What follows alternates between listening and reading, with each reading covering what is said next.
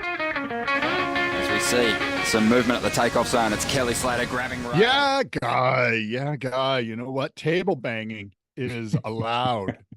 It is approved, especially, I don't know, 18-month-old, 2-year-old table banging. That sounds about right. Uh, Welcome to Spit. It is the Surf Talk podcast with David Lee Scales and Scott Bass here. And we're talking all things surf as we do each week. And David, it's February 29th. And is this a leap year? this is a leap day, I suppose. Yeah, this is the leap day. Wow. We got an extra day this year, I guess. Is that right? I don't. Yeah, it's Okay. pretty exciting, actually. Is it? 366 days this year. Thrilling. Oh, okay. Wow. Who knew? Well, the banging you were referring to is Austin downstairs slamming on. He's got like a wooden ball, it sounds like, slamming on the glass table. It's part of the beauty of working from home now. You get little insights into people's life like that. Yeah, it's good. And we're getting insights into your life, the things that are going on. Um, I got speaking, you mentioned pads. By the way, Real Water Sports, 70% off used gear. I got a text from some friends. I'm on a text chain with them, and it had to do with back foot pads. And apparently our friend at Raglan Surf Report is big on back foot pads, and even more so, he's anti guys that don't use back foot pads. And of course, I'm a guy who doesn't use a lot of pads. I'm not against them, but it's just when I get a new board, it's not in my like list or litany of things to do prior to go surfing is put a pad. I'm just not in the habit of putting a pad on the back of my board. So how many times I've ended up waxing a board and my son will go, "What about the pad?" And I'll be like, "Oh yeah, I don't use pads." Yeah. And I keep on waxing it. But I don't know if you saw the Raglan Surf reporter. I forget his name now, but he was Luke Cederman. Luke. He's wonderful. Luke was going off on guys like me who are not taking advantage of the back foot pad. Your thoughts? Well, firstly, was this an advertisement for his traction company? That is my question. Is he sponsored by ProLite, essentially? Let me take a peek. Well, I okay. Either way, didn't it get doesn't that matter. part of it, but Well, even if it is, I still appreciate his humor, and how he delivers his ads is pretty solid. So the detail here is thruster versus non-thruster. Even if you're into pads, it's almost only okay and acceptable for the thruster. You definitely don't need a pad on a fish. You don't need it on a mid length. You're not using, the purpose of the pad is actually the stomp part of it, like the part that goes up in the back, being able to kind of put pressure against that and really stomp into it. And the only boards that you're riding with your foot that far back on are thrusters. And so if you're riding a fish, you don't need it. If you're riding a mid length, you don't need it. If you're riding a longboard, definitely don't need it. And Luke is riding pointy thrusters exclusively. So that's why he's keen. okay. Well, I would not argue with you, but suggest that certainly you can move your foot back on a fish or a twin fin or a mid length and do a powerful gouging turn with the force of your back foot benefiting from having a pad back there. Regardless, Luke is actually pimping a sad pad. If you don't, I call them sad pads because I think pads are sad. And he's giving away Sticky Johnson wax traction pad, which must be some Kiwi centric wax pad company. Sad That's pad. funny. That is funny. I do love Luke, by the way. He is a gift to the surf world. Yeah, he does So good stuff. it's funny that you mentioned this, though, because I am picking up my John Simon board. It's ready today. So I'm either Yeah. picking it up today or tomorrow. And I had that thought to not put a traction pad on it. It's like a 6.0 quad.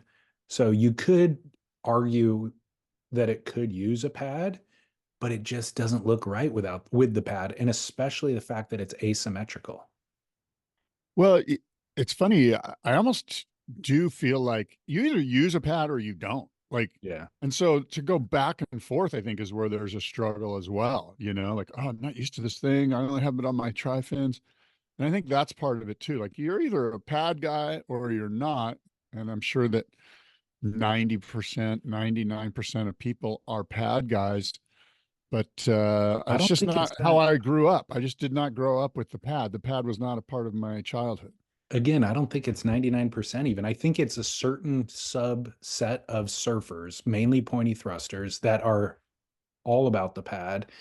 And then everybody else is much, there's a lot more fluidity in the rest of the equation. But I have them on my pointy thrusters. And then I have 6-foot boards that I don't have them on, twin fins and stuff like that. So it's the number of fins is directly related to pad frequency, I would argue. But the quad, so again, the John Simon quad, it it's more of an aesthetic thing for that board. It just wouldn't look right. I feel like I would be devaluing and degrading the quality of the board by putting a pad on it.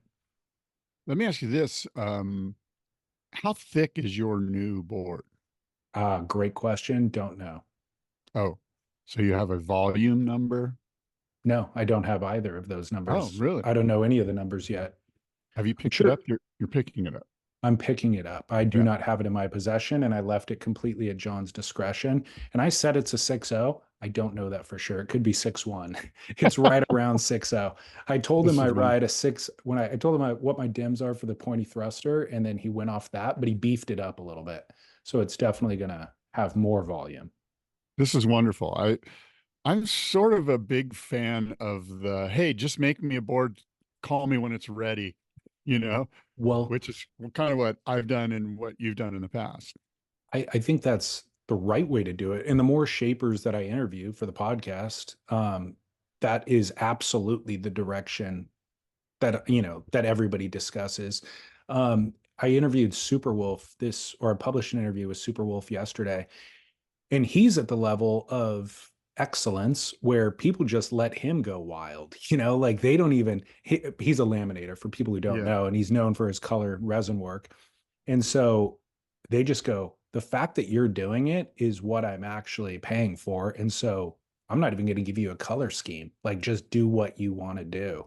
And so he's just living in a completely creative space. He's going to produce a high quality lamination, the top quality lamination in terms of functionality. But then in terms of artwork, he's just allowed to go rogue at this point, which is kind of incredible. I have a problem pronouncing Alex's last name. So can you give me the proper pronunciation? I don't know it. I should ask him. I say Villalobos, Villalobos. but other people say Villalobos. I'm sure it's Villalobos, but interesting. Yeah. Okay.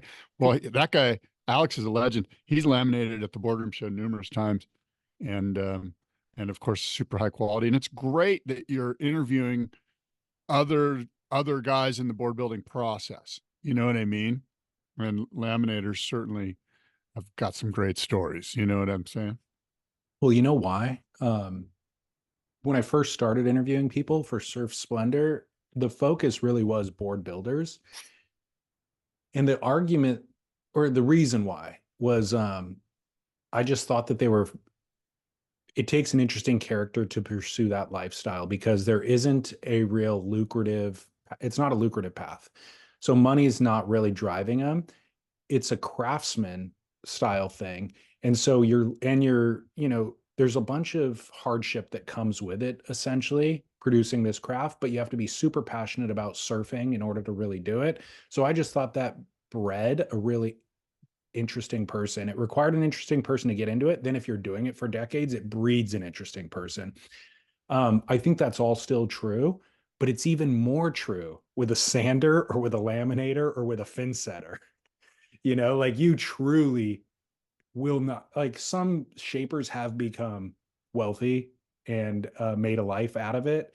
There's very, very few laminators who have become wealthy doing it, and certainly fewer sanders who have become wealthy doing it. And so I think that creates an interesting person. And then of course they're interacting with a who's who of shapers and surfers and all that sort of stuff. So then that generates a bunch of stories basically. Yeah, for sure. And, you know, those guys are sort of the fabric from which um, our authentic culture is woven, you know, Yeah. the builders, the shapers, the laminators, the sanders, all of those guys that are building the surfboard. So good for you. I have an interesting little, you know, the California Gold Surf Auction, the spring version is coming up. It takes place in April. And one of the boards that's on under the auction hammer, so to speak, is one of Gerry Lopez's personal boards. But this is not a lightning bolt. It's actually before lightning bolt. So this was one of the first boards that Gerry ever shaped. And he actually glassed it as well. Wow. And I'm sure you saw, did you see the Yin and Yang of Gerry Lopez, the Patagonia film? Really good movie, by the way. That's my must-see moment presented by Trees Wax. If you get a chance, if you haven't seen the Yin and Yang of Gerry Lopez, it's wonderful.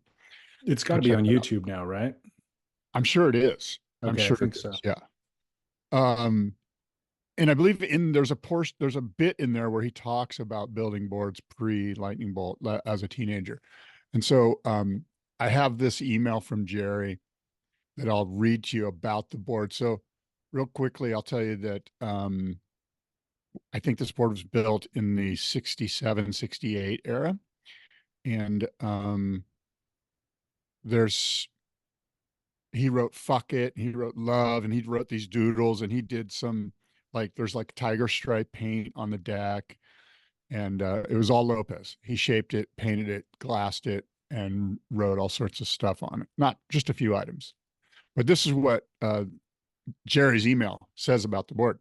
It says, wow, looks good. I remember that board. Howard Fukushima, my classmate in high school, his grandfather owned quite a bit of Wahiwa town, and he let us use one of his empty buildings where the Napa store is now, right where when you come into town, to make surfboards in. We did those acid splash ones first time, way before Surfline. In other words, way before he worked at Surfline. Way before Kauai and Hanapepe surfboards with RB, Richard Brewer. Mike Conlon came to the movie the other night, Yin and Yang movie, and he looked really good too. We look like shit. What's with those old guys? Mike's sister Bobby was Miss Hawaii in the early 60s. Shit, she probably looks great too. I'm going into hiding. And then he wrote, when I first began to make surfboards, I used the back porch of my parents' home, and that didn't go over well. Went over like a fart in church. Making surfboards is very messy. The resin drippings, the smell, the sanding dust doesn't lend itself to long-lasting activity, especially where people are living. I went through various abandoned or unused sheds of unknown ownership that never lasted longer than a couple of boards before being chased out. My high school friend and surfing partner, Howard Fukushima's grandfather, was an influential community member in Wahiwa town. At one time, running a large soda water company there. Somehow he allowed us to use one of his commercial spaces. And it had been some kind of a store or business at one time, but was empty when Grandpa gave us the key. There were two rooms. One was used for shaping, the other for glassing. There wasn't much setting up. A couple of sawhorses for shaping and sanding and a makeshift glassing stand. Tools and supplies were just piled on the floor. Mostly we came to work at night when all the surrounding businesses were closed for the day and the noise and the smell wouldn't bother anyone. So he goes on to talk about the board and the process, and it goes on and on. I won't bore us too much with it, but isn't that cool that he has such a great memory of building this board? And this board's is on the auction block. One of Gerry Lopez's very first, and it's a beautiful sort of transitional pintail, wide point way forward. It's a cool board. That is gold. Yeah. That is pure gold. Yeah. Does he want the board back? I mean, or is he providing it for the auction? No, Okay. no. The board was, just found. Crazy. I would think I would think he'd be one of the bidders on that thing. Yeah, maybe. That would be nice. Let's do that. I don't think Gerry's too reminiscent about old boards. I think there might be one or two pipeliners that he wishes he had, which was like the 72 era lightning bolts he wrote at Pipe. Yeah. but you know, he can make himself. He's like, I've spoken with him. He's like, I'll just make one. You know what I mean? Like, Yeah, yeah. I appreciate, I admire that. Not a lot of living in the past, you know. That's probably a better way to move forward. no, no, no. It's wonderful to hang on to your old treasures and to have something to look at, to spark sort of an emotional connection in your heart and in your spirit, and to allow you to reminisce about times that were wonderful. And so, yeah, the California Gold Surf Auction allows one to do that. Hey, I'm all about buying vintage things. Like I Yeah. like the idea of vintage anything, cars or whatever else. But yeah, for Gerry, he was in the business of making and selling surfboards, so you can't keep them all. You know what I mean? Right. Like, yeah. Right. But But maybe number one, though. Maybe number number one one, you do might keep. want. Yeah, that Yeah, goes in a museum, I think. So, I think I so. mean, that certainly would be a museum piece. But let me ask you, how do you feel about the doodles on a surfboard? Not, I mean, not that surfboard specifically, but when you get it, like you look at the Wayne Rich's doodles, you know, or Ryan Burch's doodles. How do you feel Yeah. about that? I think the doodles are neat. I mean, what am I? I'm not going to sit here and poo-poo somebody's doodling, you know, like what am I, an artist or something? Like if you saw my doodling, you'd probably vomit. Um, but I think what's more interesting is sort of the evolution of the doodle. Like Mm. when did it start? Like they weren't doodling on boards. Like when was the first board doodle, right? Like, so when you think of the mid 60s longboard craze, the South Bay of Los Angeles, Rick and Bing and Knoll and Hap Jacobs and Velzy and Weber, there wasn't any doodling, right? So I'm trying to think.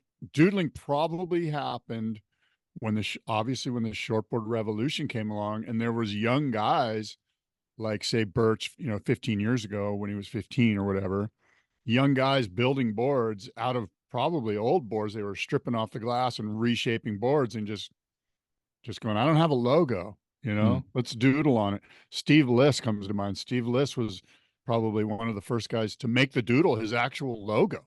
Mm. Like Liss actually just, and Skip Fry is the classic, right? Every Skip Fry has hand drawn wings that Skip just hand does. Like just every time he does a perfect job. You know, there's no, you know, template or anything. He just does it by hand, a free draw. So the very first doodle, good question. I'm going to throw it out there to the listeners. Who did it? When was it? What year?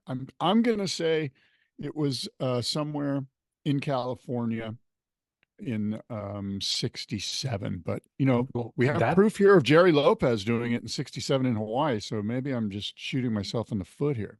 I was going to say that is the current benchmark right now is the Gerry. If somebody can identify one that comes before that, um, Yeah, I'm a you're right. huge, Because this is 67. Yeah, this I'm is a, it. I'm a huge fan of the Doodle. The Doodle, like you said, the Skip one for sure. But I was in actually at when I interviewed Alex Villalobos. Um, there was a couple of Rich Pavels in the factory, and it was like seeing that. It's like your eyes drawn to it. You go and you check it out. You compare it to the one next to it. Um, even like my happy everyday from Channel Islands was shaped by Britt Merrick. And just seeing Britt's name, it's not a doodle, but it says for David and it has Britt's signature. It is a very intimate, you know, like seeing his handwriting, there's an intimacy to it where it's just like, I will never ever sell that surfboard.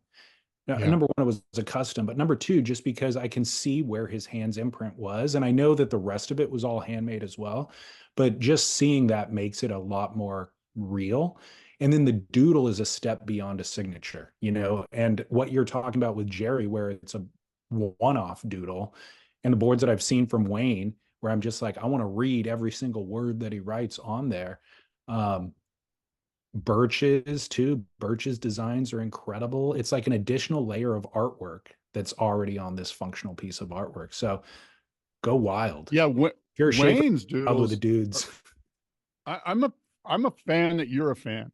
And the like, so there are different iterations or different levels of doodling. Like, I'm not even sure Wayne's are doodles. Wayne's are almost like, they're like biblical scrolls. You know what I They mean? are. Like Yeah, yeah, yeah. they're like Greek some stoic in Greece, like wrote some stuff, you know, Like and in there's the like little future, we mark. will need to go back and collect them and connect all the dots and compile them, canonize them, you know?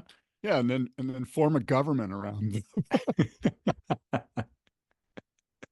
Uh, well, look, I, now the question is, have we jumped the shark with the doodle? Like, I don't think so. By the way, I will agree with you. And I want to say this to all shapers that are listening. We love it when you put your name and you put information on the stringer or on the foam. I think it's important. And I mean specific to the board, like the Yeah. date. Yeah. And if you have your own little secret sauce doodle that means something just to you, Yeah. put that on there. And I just think I think it's fun, and it is part of the archaeological sort of, breadcrumbs. Hieroglyphics. Right. I'm a big fan. Don't do it for the sake of doing it, but absolutely, if you Right. have something to say it. Now tell me about, wait a minute. I want to know more about this Brit Merrick board that he shaped for you, this happy every day. Cause I have one and I Mhm. love it. Took it to Indo. We'll take it to Indo again. Channel Islands, happy every day. Very good surfboard for a guy like me who's basically just doing bottom turns. Um, but yours, how big is it? Like something when you said that he made you one, I went, I bet I would like that board. So I'm kind of It's interested to know what are the dimensions I of think this? I ride mine a little bit smaller than you. It is a 6.0 and it's 32.1 liters. It's like 19 and a quarter. Yeah. I mean, you could borrow it if you want. I Sounds mean, to be good. honest, I love the board when I've ridden it. I just don't ride it that much because I don't ride pointy thrusters that much, you know? Yeah. My very first session I rode that board on, I blew out Yeah. the fin box by running into a human being. Oh, I well, was surfing the pier, which I generally don't do, and it was like summertime, and these two kids were swimming. I say kids, they were 18, 16 or 18-year-olds or something like that, but they swam out into like the actual lineup and then were trying to body surf, but they just didn't know what they were doing. They didn't know, which direction to go when a wave is breaking. And so the wave of the day came to me, like the one that you're waiting for is set left, and I paddle into position and I see that they're like swimming right into my line. And I just go, I have to get up and go on this thing. Like it was a racing left. So I just have to, there's one line to go. Just get to your feet and pump into the high line. And I'm like, he's right there, but he's swimming. So he can just dive under, like he's not duck diving. He can just dive deep, whatever. I hadn't assessed their prowess yet. I didn't know, but I've just presumed he knows what to do. So I take my line, which is right at him. He did not dive deep enough, ran straight into his thigh hard. And I was like, oh no, this kid's thigh is going to be like ripped open and I'm going to have to like take him into the lifeguard. What's my liability here, basically? And I come up really concerned and he just kind of shook it off. And he was like, oh, I'm so sorry. He was apologetic.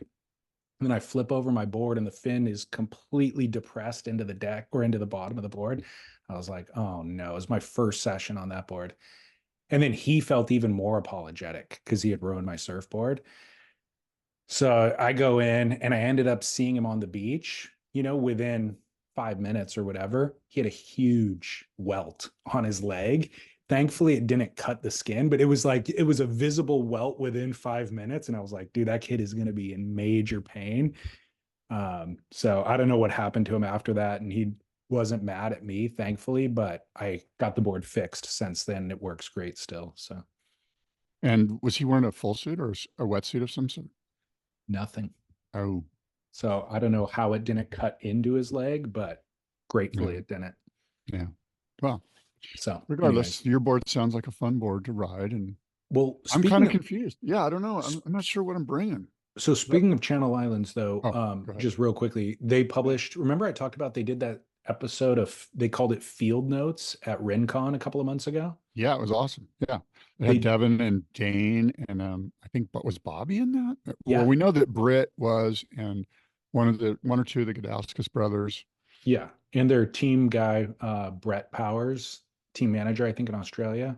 Oh, that guy Um, rips. Yeah, exactly. So Britt and Brent on the North Shore, they just released a new episode, I think this morning, of field notes from the Hawaii season with the entire team, testing out boards for the CT riders and stuff like that. So it's worth Baron watching. Mamiya, baby. Baron's looking incredible. So here's the thing about Baron. I'm sure I don't know if you've been caught up on this, but those ISA World Games are going on now, and basically the reason they're doing it is to kind of build up drama for the Olympics coming up in a few months, and it's the last, I believe, qualification event Correct. for this thing. So Baron can make the USA team, and it's too convoluted to explain it. I'll butcher it, get it wrong. You can go on Stab and read about it, but even then, it's hard to figure out. But Baron has a chance, and I believe the chance is if the Japanese team does so good that they don't need their third spot, that spot then will drop to the American men based on some other reason. And so Baron is literally, he's rooting for two things: either the two men to do well, which would be Griffin and is it John? Yeah, Griffin and John, I think. Okay. To do well, and because then the Americans will get an extra spot, or the Japanese team, because then they would lose their extra spot, and that spot would then drop to the American team. So Baron's rooting for the Japanese. Now, I think, is that thing over, by the way? No, I don't think so. Anyway. I think it's still going on. I think Baron's got a chance, and the reason I bring him up, and I'm sorry to interrupt, but because if Baron's in, Baron's the friggin' favorite at Chopu. Yeah, at Chopu. I mean, we got John. By the way, the list looks pretty solid. Like, regardless of who else makes it in or not, like Kelly, basically, who cares? Because we've got Baron, John, Griffin, hopefully Gabe Medina. He's actually the one that's kind of on the bubble that's watching stuff happen. You know what I mean? Yeah. Well, that presents an interesting question, though, and something that a couple of people have reached out to me to discuss. How it seems Chopu is such a specialized wave. It seems odd to run these games in Puerto Rico to figure out who would qualify to go to Chopu. It's almost a complete misnomer. Well, this is one of many ways to qualify. So this isn't like the be all end all. Yeah. This is just the final episode of qualification processes. And so this isn't just like, hey, let's go to Puerto Rico and determine the team. It's not that. Yeah, but it is, and I guess you're right. There's really no way to prepare for Chopu other than to surf Chopu. So I'm okay with it being kind of the ultimate final, test of your skill during the Olympics, and you have to go through lesser qualifications on your way up to it. But folks are going to get smashed at Chopes if it's big when they run the Olympics. Now, what do you think about the idea of Kelly Slater coaching? Beach Grit dropped a rumor article that Kelly Slater is vying for the coaching position at this point. If Kelly Slater, if Kelly Slater wants the coaching position, it's absolutely his. Can you think foolish of a better coach? You'd be foolish, even if he's a horrible coach. Just from the PR your team's going to get, everyone's going to be drawn towards Team USA. All of the global media is going to be, let's go. We have a chance to talk to Kelly Slater. Yeah. And they don't know. They're like, oh, Kelly Slater, he's probably in it. So that's an absolute no-brainer. The fact that he hasn't already been offered the position and get paid for it is silly. He should be the coach. There's no doubt. Yeah, I think it's an incredible opportunity. Now, would you prefer to have him as an athlete on the team or as the coach? Well, I'd rather have him surfing than as the coach, but I don't see that happening. Because I combed through the qualification, I was hoping to find the little Kelly Slater caveat and there was one little thing called a universality thing, but that goes to lesser known nation states that have a hard time getting athletes in the Olympics anyway. That's not going to go to him. I'm not sure I don't see the path for Kelly to get onto the Olympic team. So with that being said, as a coach, he would be great, but of course we'd much rather see him in the event because he could win the event. So if John and Baron Mamiya, I mean, I guess John and Griffin Colapinto, but if Baron is then on the USA team, I think that is a stacked team that can do Totally. without, they could win without Kelly. And if Kelly was the coach, I cannot think of a human being. I mean, maybe this is just the most obvious thing ever, but certainly there's no human being who has more experience in competitive surfing. But also, when you hear him in a booth commentating and analyzing what's happening, incredibly sharp. When you hear him discuss board design, incredibly sharp. And, you know, athleticism. And then when you talk about Chopu itself, Kelly is the most adept at riding that wave as well. So I just think that he would be an unbelievable coach for his ability to communicate all of the things that he's experienced. Yeah, totally agree. It's a win-win. He has to be involved, whatever that looks like. We need him there. He's, like you say, he's a plus communicator. And so, yeah, he should be the coach, you know. By the way, there are some interesting names. Like if I was to say to you, okay, here's some dark horses that could win the Olympics, could win at Chopu, solid Chopu. And I'll throw one out at you. Alan Cleland Jr. could easily win at 8 to 10 foot Chopu. Yeah. You know what I mean? Of course, I mean, I don't even think Kalu Vast is a dark horse. He's got to be a favorite. Right. But dark horses, there's dark horses that Mark Lacomer from France. Exactly. Yeah. Great call. Like there's guys that are going to surprise us, you know, like that aren't on the CT. So we're like, nah, but believe me, these guys are competitively savvy. They're probably very tuned up based on all the competition they've been doing. So yeah, could be fun. It's going to be fun. I'm super excited about the Olympics. Well, now here's the main storyline that came out of this event going on, the ISA event in Puerto Rico, is Felipe Toledo is back in competition 1 week, maybe 2 weeks after announcing that he is taking a mental health break from competition. Boom, right back at it. Yeah, well, here's the deal with that. It does look fishy. It kind of looks like, wait a minute. I feel like I've been taken advantage of. I feel like Bamboozled. he lied to me. Yeah, bamboozled. You know, I get bamboozled too much, too often. I got bamboozled at Costco the other day. I didn't like it. Some little old lady took her cart, slammed in front of me. I was like, what? You bamboozled me, lady. Snaked. Man. Oh, man. But, okay, so here's what's interesting. This event in Puerto Rico, the ISA World Games, if you're already qualified via the CT, you still have to compete in this, and you have to you have to compete in what is deemed as good faith.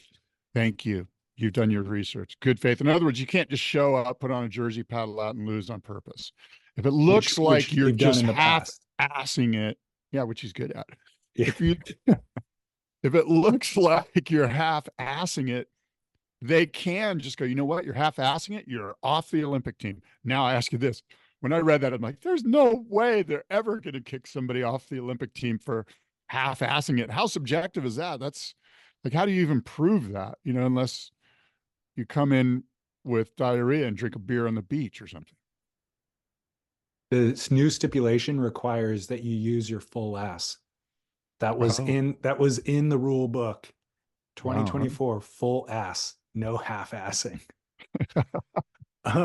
Yeah, so that is the reason why Felipe is down there, but it does feel a bit bamboozled. And I agree with you. If he opted out and said, I mean, what are they going to do? Fire him for mental health break? Kick him off the team? I feel like that's a lawsuit waiting to happen. Yeah, but there would be a lot going on there for sure. I will say, maybe I shouldn't say. What I was going to say now with that caveat is listening to him in being interviewed by Joe Turpel during the Sunset event after he announced his year off, and watching him down there and hearing his post-heat interview, his mental health seems sound to me. Okay. He seems to be in a healthy place. Fair enough. And we shall see. Like I said last week or the week before, I guess, this is a producer's dream. If you're looking for storylines to produce little segments, which they build all around the competition at the Olympics, they build all these personal interest stories. One of overcoming mental health challenges, which may or may not include being able to face some fears regarding shallow reef break waves as the world champion. That's number one if I'm a producer of segments. And we'll see what happens. It's going to be interesting, but I don't foresee Felipe Toledo being in the finals at Chopu. When I look at this list of guys, I'm just randomly looking at guys like obviously John. We mentioned Kalu. Here's another one, Joanne Daru. Guy charges. Joanne Yeah. Daru could be your Olympic gold medalist. Yep. Gabe Medina, hopefully he makes it. Ethan Ewing absolutely could win. Yeah. Here's an interesting one. So Kehu Butler. Do you remember Kehu Butler from New Zealand? no. Super good surfer. So anyway, there's a host of guys. Well, the other detail there with Felipe competing is to get Brazil into that number. Like if he feels like he could win the games down there, that'll give Brazil the extra spot. Yeah, So, Gabe's rooting for Felipe and the Brazilian guys because exactly. you're right. That's what Gabe's rooting for. Yeah. So, all right. Well, we'll keep tabs on that. I'm sure the contest will be wrapped up next week. It's way too, like you said, it's so convoluted. Trying to figure out the process for qualification and also the way that that event even runs. But there's like 12 repechage heats or something I know, like that. it's stupid. It's ridiculous. They're in round 5 right now. We're not surfing in it, but I'm looking. Round 5 is the next heat men's, but there's also obviously, I don't know what repechage heat they're in, but yeah, it's, well, never ending. Talking about that storyline of being afraid of shallow, big reef breaks, Kai Lenny posted on Instagram an update about his head trauma, his wipeout at Pipeline during a surf contest where he cracked his helmet nearly in half. He said, without a doubt, this head injury was the worst injury I've ever had. However, it has been a blessing in disguise because it's led me to working with Dr. Keller. I've had concussions throughout my life and was able to get answers to questions I didn't know that I had. So it's been truly life-changing. If you've had a concussion, head injury, or even you haven't, or even if you haven't, I highly recommend getting an EEG brain scan. The tools that are available nowadays are absolutely incredible, end quote. So I read this kind of as a PSA. Head trauma is something that we haven't really discussed until recent years. And it's no joke, like for Kai to say, man, I've had concussions throughout my life. And basically I just moved past them. And now I'm realizing that there are repercussions to that. And there's actually answers to those questions. Like I am informed now, and I wish I would have had this information before. I think this is all important stuff to take note of because oftentimes the repercussions don't show themselves until years down the road. And so any head trauma should be taken seriously and assessed. Yeah, I'm scrambling to find the card for this guy. So I saw these helmets, these surf helmets that this guy in Santa Cruz is making. He's going to get a booth at the Boardroom Show. And they're helmets that have like bucket hats on them, stitched on top of them, or somehow put on top of them, or they have helmets with these kind of just like baseball hats, for lack of a better phrase, put on top of them. So you don't even know that you have you wouldn't know that I had a helmet on. Yeah. There's like a bucket hat. Anyway, they're pretty cool. So it's like when you say a bucket hat, like an actual like cloth hat that you would wear out in public, but it happens to have a helmet sewn into it. Yeah, you wouldn't see the helmet. Sort of like what Bill Murray would wear in Caddyshack, Yeah. like a golfing bucket hat, and Yep. they have other Gotcha. styles. Yeah, gotcha. Yeah, okay, well, Kai, thank you for this. And Real Water Sports, by the way, has a bunch of helmets too. We've mentioned that in the past. You can go there and they've invested in helmet inventory in recent years. So I think that's a good thing. Can you take a break for just a sec? Yeah, let's go to commercial. Yeah, I had to get my AG1, I had to take a There you little go. break to get my AG1 going. I like Love it. me. Drinkag1.com/surf. But I will tell you, do it on an empty stomach. That is the way for best absorption. Oh, duly noted. Yeah. AG1 on an empty stomach. Drink ag1.com/surf. Yeah. I do end up drinking it in the afternoon sometimes. But As a, when I as do a it pick me early, up. yeah, or if I forgot in the morning, but yeah, as a pick me up or like a little bit of a snack kind of when I'm just Mhm. craving something, that seems to do it. But morning before coffee, even just like the first thing is when I really feel like it improves the rest of my day. Like functionality is just better from that moment on. Yeah. Yeah. So anyways, drinkag1.com/surf. Well, it's a beautiful color, right? Look at that thing. Mm. Green gold is what I call that. Um, did you happen to watch? So there's a couple of YouTube things that are important. I think that everybody should be watching this week. Motel Hell, the much anticipated Harry Bryant 45-minute feature length is that's feature length in surfing. 45-minute profile feature of Harry Bryant. Have you seen it? I watched bits of it. I probably watched 10 minutes of it. It was very interesting. I want to watch more. I just sort of was cramming for this episode. So Oh yeah. I got some of it in. It seemed the soundtrack seemed sort of dark and gothic a little bit. But obviously the surfing was insane. I saw him at some kind of frothy, kind of cold gray offshore mean left-hander, probably somewhere in southern Australia, Victoria or somewhere like that. If it's offshore, then yeah, that's there. There's a Ireland segment, there's a Morocco segment, there's an Indo segment. Um, it's incredible. So Motel Hell, when Stab was doing their end of the year popularity contest, this was rated number one for I think it won the film of the year maybe, and it was rated number one by a lot of people. But I was like, man, I want to see it. Apparently everybody loves it, but it was inaccessible. They were touring it, and it had been on the North Shore, which is why everybody had just seen it by the time they were ranking their favorites. But now it was made available on YouTube as of 48 hours ago. It's incredible. It deserves film of the year. Harry Bryant is having a moment. Like this is Harry Bryant's moment, right? This winter, that wave that he got at Pipeline, he's dating Coco Ho. That adds some attraction to what he's up to. But Really? I didn't yeah, know that. yeah. But the thing of this film is it's full throttle surfing. This is what we want. It's 8-foot barrels throughout the entire, wherever they go in the world. They go to Morocco, 8-foot barrels. They go to Indo, 8-foot barrels. They go to Mullaghmore, it's 8-foot tall, 8-foot wide barrels, and it's him just going in full throttle and then doing a giant turn into the lip. It's compelling. It's so fun to watch.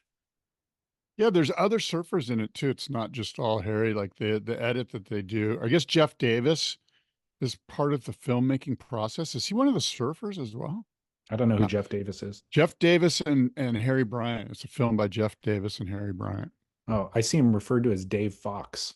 Oh, Is that the same person?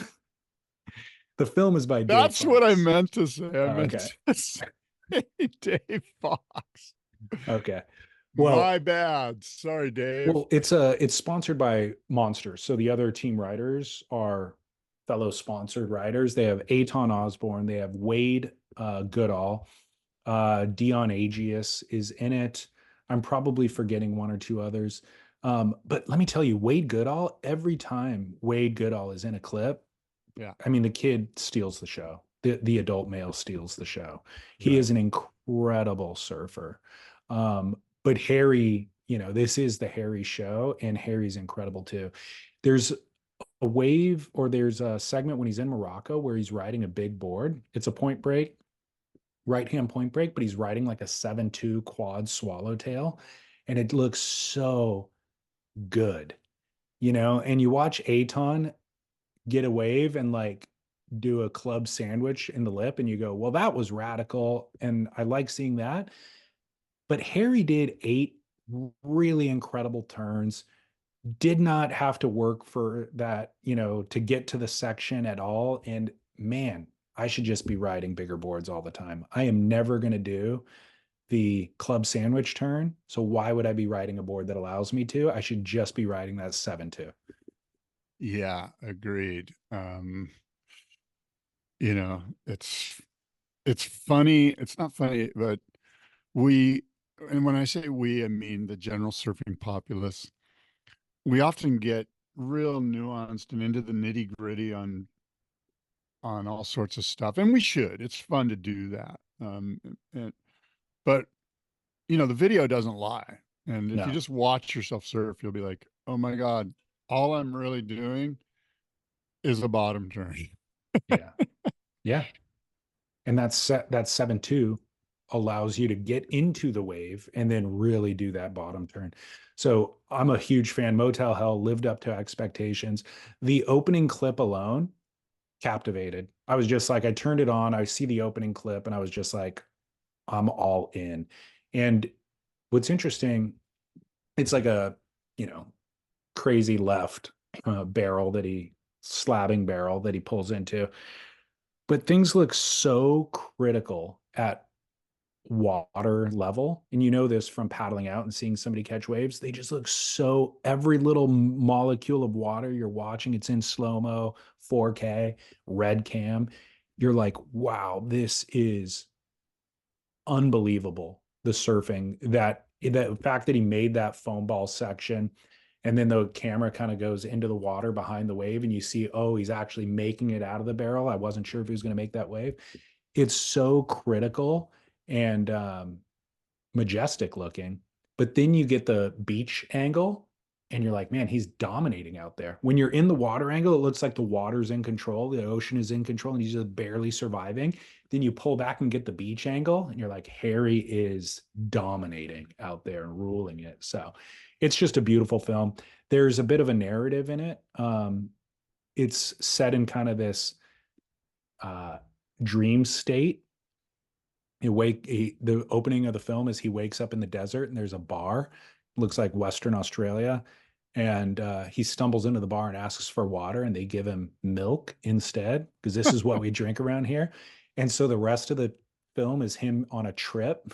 It's almost like the milk is a hallucinogenic, and he falls into this dream state, and then is throughout the world and all those other locations that I talk about.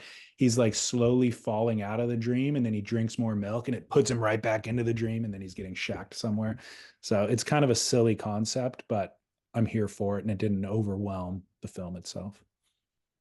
Yeah. I'm looking forward to continuing to watch. Going back to what you said about, I should only be riding 7-foot surfboards because really, what am I doing on the wave? I will say this is what's so great about surfboards, is that I recently rode my standard stock tri-fin thing, happy every day.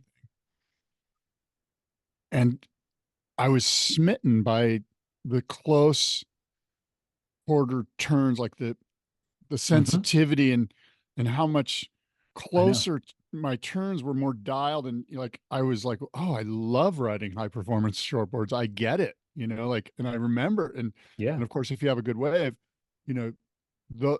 so my point is that all boards are wonderful because we love the 7-foot twin fin. We love the longboard. We love the high perform. We love the fish. We love the ASIM. I'm getting a Twinser, which I think I'm bringing to El Salvador, but we'll see. And I'm kind of clueless on what to bring to El Salvador. I don't know what to do. Well, on that internet breaking clip that we discussed last week, there was a section there that you could have smashed if you were on a thruster. Oh, for sure. Yeah. Like that. There was like a little feathery whitewash lip as you go up to the lip, and then you just kind of like skirt it off of it because you're riding a, more volume board. But it was like, man, if you were on a thruster right there, zing. David, hold on.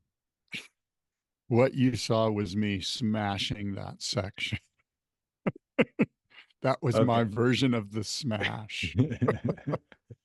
Well, It's all made possible by drinkag1.com/surf. Well, the other video, so go check out Motel Hell, but the other video, or two other videos I've got for you.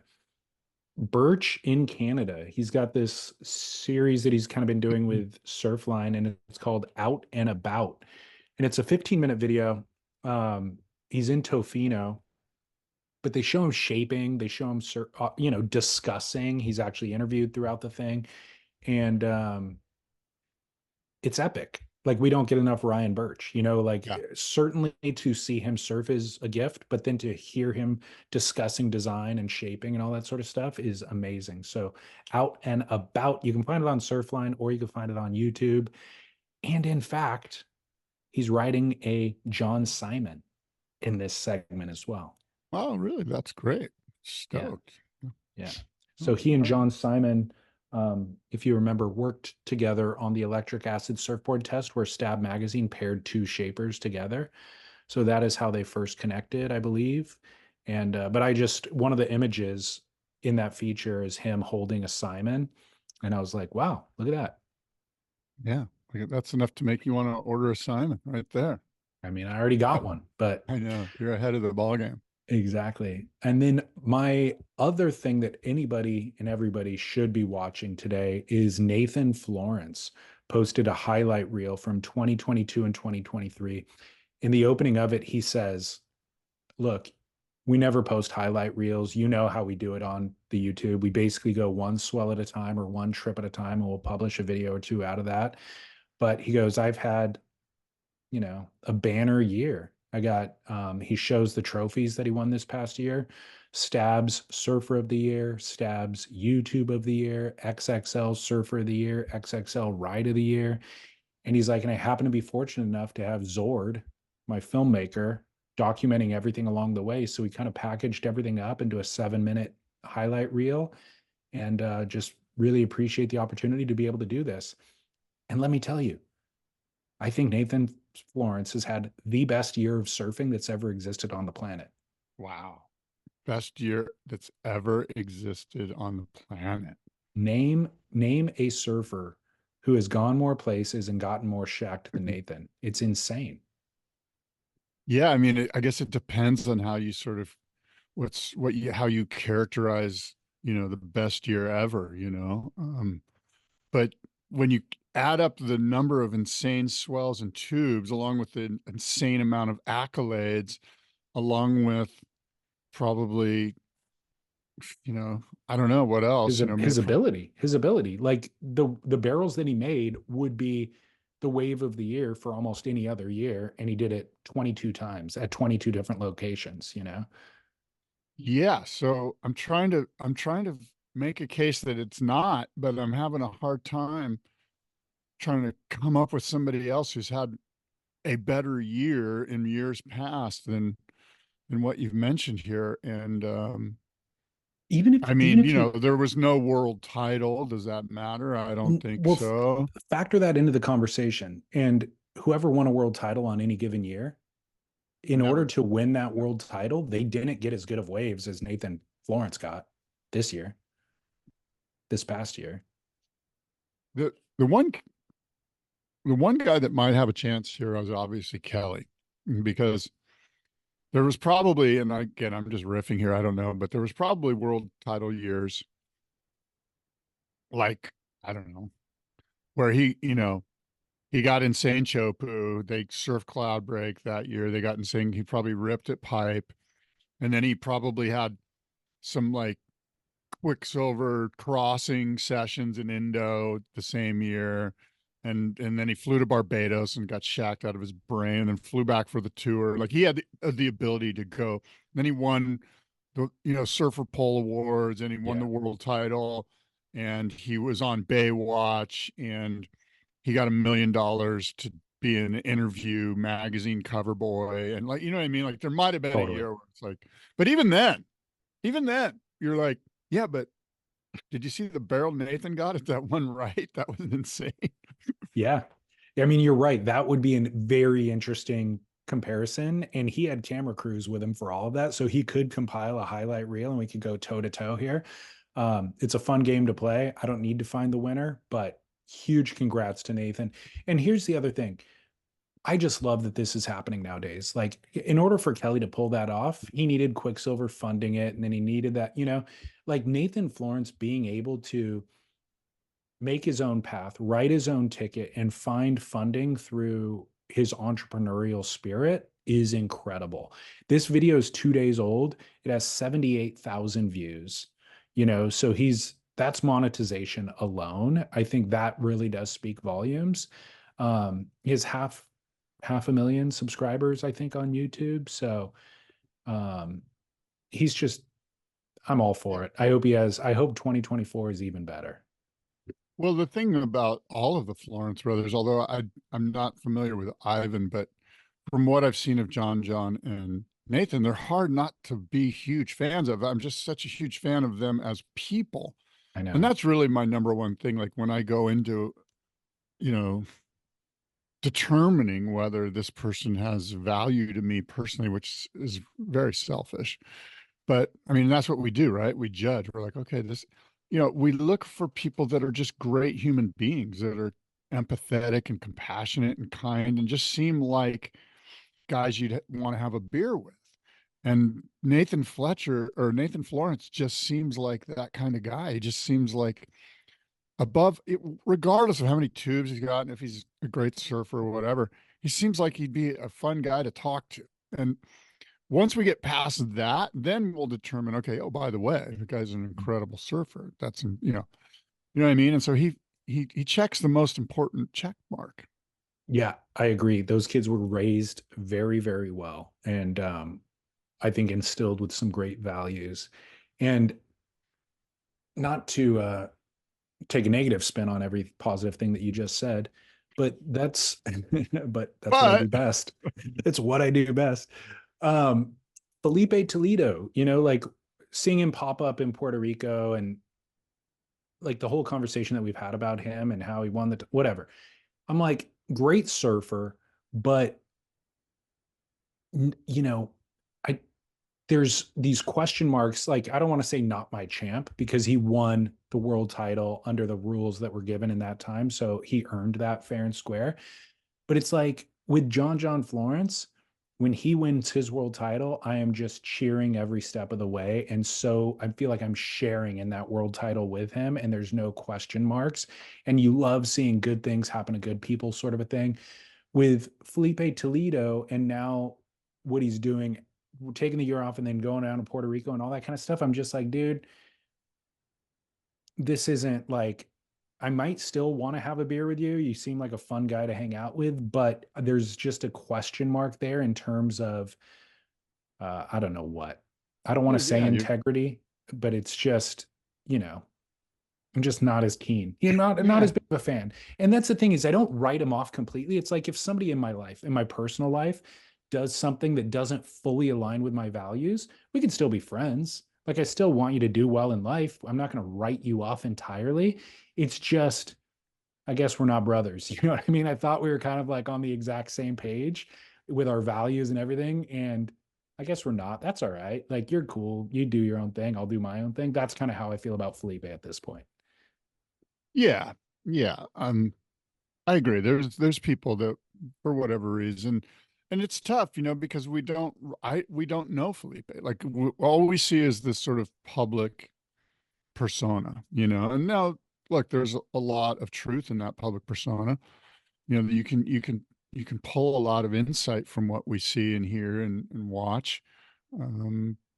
But I always look at it like this, like I know for a fact there's people that are like, I would never want to have a beer with Scott Bass. That guy's a complete kook asshole or whatever, right? Like it's just the nature of the beast. You can't please everybody, And so, I think it's sort of my job to look at it and go, you know what? If there's something that I don't necessarily see or like in a person, I also have to kind of turn it around and look at it from an entirely different angle and go, isn't it true that I can be like that? Isn't it true that I too have the capacity to be that evil or be that lame or to be that kooky or to be that whatever? Like I can't be above looking down in judgment. I'm much better off if I can see eye to eye that I too have that capacity. I'm not proud of it, but yeah, you know what? I can be that jerky guy. Yeah. Then once I can see eye to eye with them, I have a better opportunity frankly, to love the person. Mm. Sounds Interesting. like shukin, huh? It does. Sounds like you've done some hard yards on this. It's funny. You said that people don't like you or don't want to have a beer with you. I know that to be true about me because they write it in the comment sections on YouTube and stuff like that. But here's what's funny. 10 years ago, maybe I cared more than I do now. Now I'm glad to see it. I'm like, sweet. I don't I don't need one more person asking me to have a beer. Like, I'm kind of just want to be home with my wife and kid. If you're going to try to text me and get me to go hang out with you, dude, no, not even interested at all. Even my friends who I do like, I'm trying to skirt their invites. So no, don't. If By you the way, don't like me, for that's the even record, like people are always like, "So what's that David guy like?" I'm like, you know what? I don't know. We don't really. I just kind of talk with him once a week. Like we don't really even know each other, which yeah, isn't true. We actually do know each other pretty well. By the way, if somebody had the ability to do one of those little caricature sketches like you see at the fairgrounds or at Disneyland, Disney World, they got to do one on your hair now because the back part of you've got some little like cowlicks that are sticking up that would just make the most insane little backlit caricature thing. dude. Yes.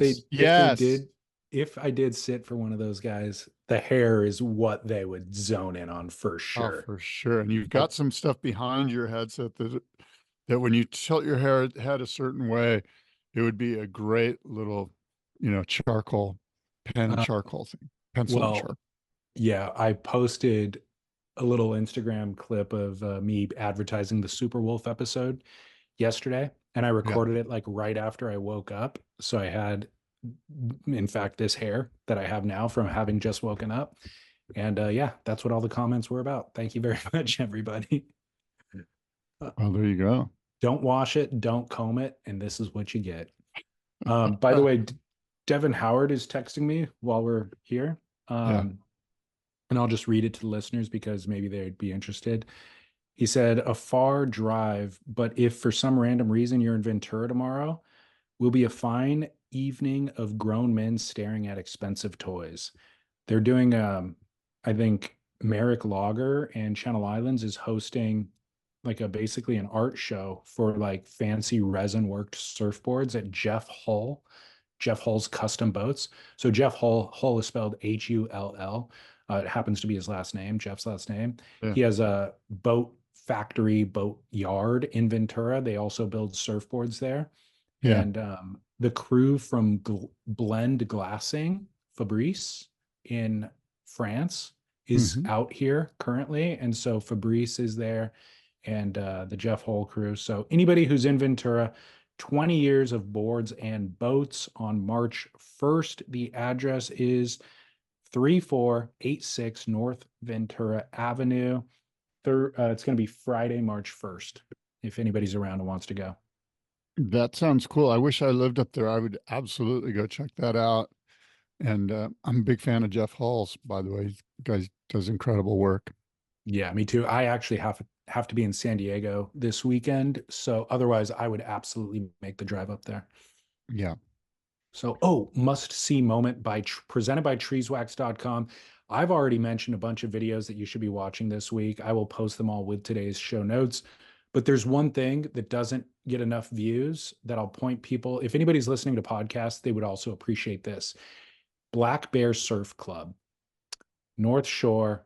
I don't know what it is, if it's a brand or what, but they have a YouTube channel and Cheeseburger does the interviews. And they're the ones who posted the interview with Kanehi Hunt, who got that incredible backdoor wave. And so they're doing basically podcast interviews with people. They don't exist on Spotify or Apple, but they do exist on YouTube. Black Bear Surf Club. Black is spelled Blak. The interview that they posted yesterday that I loved very much is with Steph Cohen.